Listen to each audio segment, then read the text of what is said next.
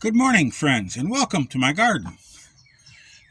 Today we're going to look at starting some sweet potato slips. So if you got time and are interested, get you a cup of hot coffee and why don't you join me while we'll set up our pan to start sweet potato slips, which is really quite easy to do.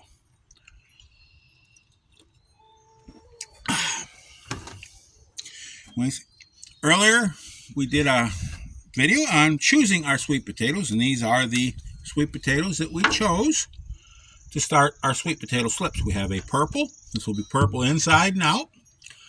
This is orange inside and out. And this one here is a white flesh sweet potato. We chose these because they were nice formed and they have little sprouts on them, and they're the size to give us a lot of slips. Sweet potatoes are clones.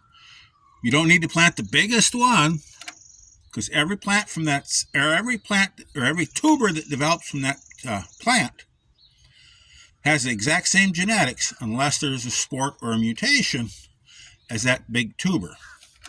So they're all the same, identical plants. It's the care that makes the difference and the development of our slips.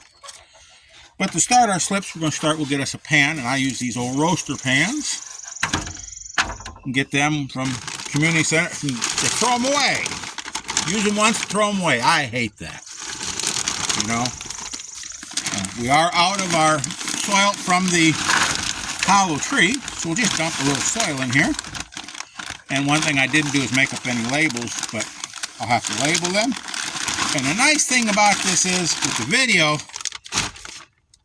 I can tell which one's which without having to have labels. I can go back and consult the video as long as,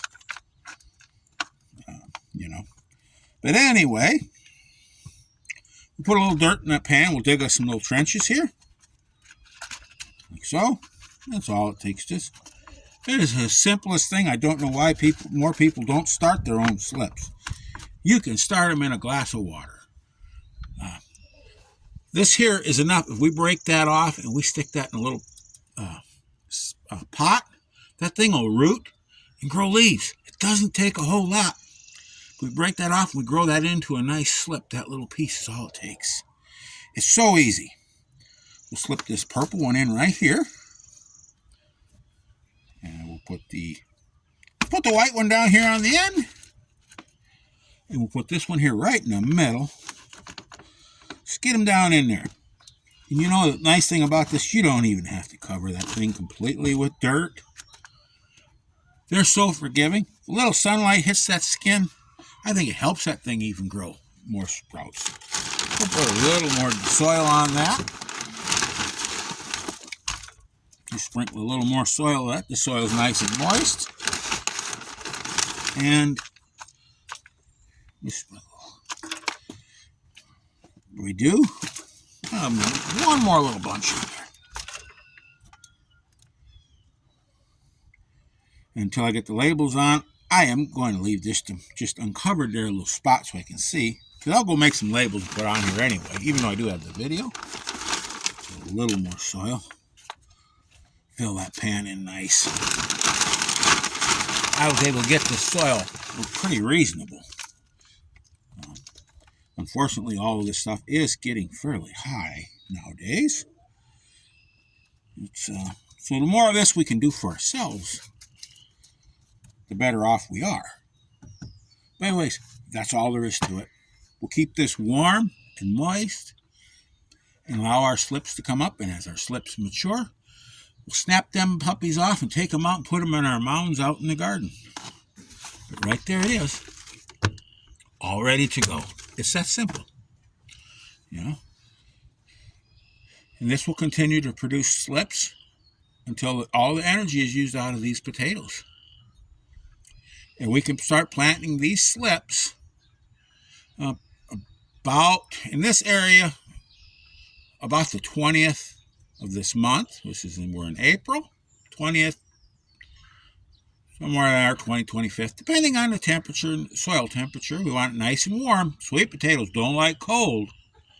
But we can start then, and we can go all the way up to the 4th of July, breaking off and planting slips off of these potatoes. The later ones won't be as big of potatoes, but they'll still make for here in our area.